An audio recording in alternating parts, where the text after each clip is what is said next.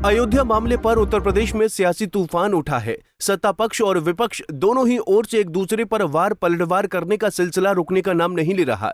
भाजपा इस मामले में आरोपी को संरक्षण देने की बात कहकर सपा कांग्रेस को घेरने में लगी है। विपक्ष भाजपा पर जाति धर्म की ओछी राजनीति का दोष मढ़ रहा है। योगी सरकार की कानून व्यवस्था पर जमकर घेराबंदी कर रहा है।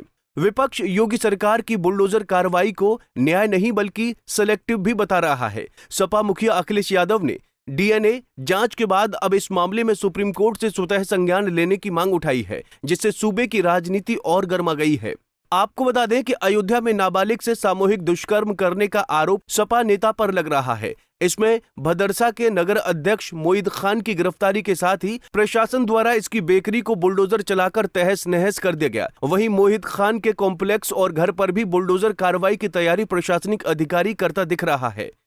इसके बाद भी बीजेपी आरोप लगा रही है कि मोहित खान अयोध्या सांसद अवधेश प्रसाद का करीबी है, इसलिए सपा उसे संरक्षण देने में लगी है। सपा सुप्रीमो अखिलेश यादव का इस मामले पर रविवार को एक और ट्वीट सामने आया है, जिसमें अखिलेश ने योगी सरकार की मंशा पर फिर गंभीर सवाल उठाए हैं। अखिलेश यादव ने लिखा कि बलात्कार पीड़िता के लिए सरकार अच्छे से अच्छा चिकित्सा प्रबंध कराए। बालिका के जीवन की रक्षा की जिम्मेदारी सरकार की है। माननीय न्यायालय से विनम्र आग्रह है कि स्वतः संज्ञान लेकर स्थिति की संवेदनशीलता और गंभीरता को देखते हुए अपने पर्यवेक्षण में पीड़िता की हर संभव सुरक्षा सुनिश्चित करवाएं।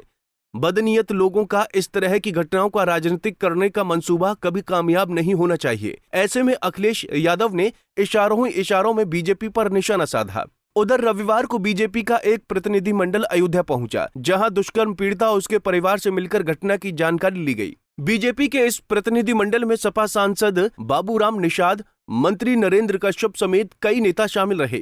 बीजेपी का यह प्रतिनिधिमंडल मामले की रिपोर्ट पार्टी नेतृत्व को सौंपेगा। इस दौरान बीजेपी नेताओं ने कहा कि पीड़िता को इंसाफ दिलाने तक सरकार की आरोपियों पर कार्रवाई जारी रहेगी। दरअसल इस मामले में भाजपा के सपा और कांग्रेस पर जुबानी हमले तेज हैं। अखिलेश यादव के ट्वीट के बाद भाजपा नेताओं के साथ ही बसपा सुप्रीमो मायावती का सपा मुखिया की डीएनए जांच की मांग पर कटाक्ष सामने आया, तो इससे बीजेपी को और बल मिलता दिखा।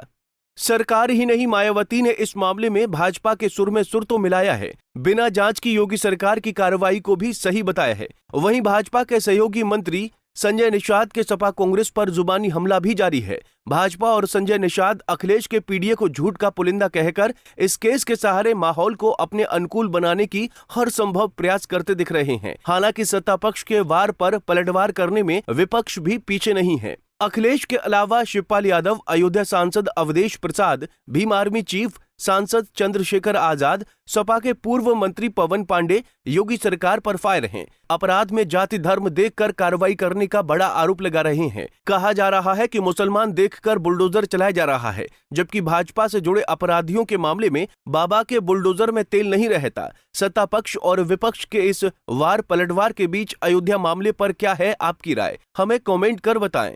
Bureau report, Punjab Kesari TV.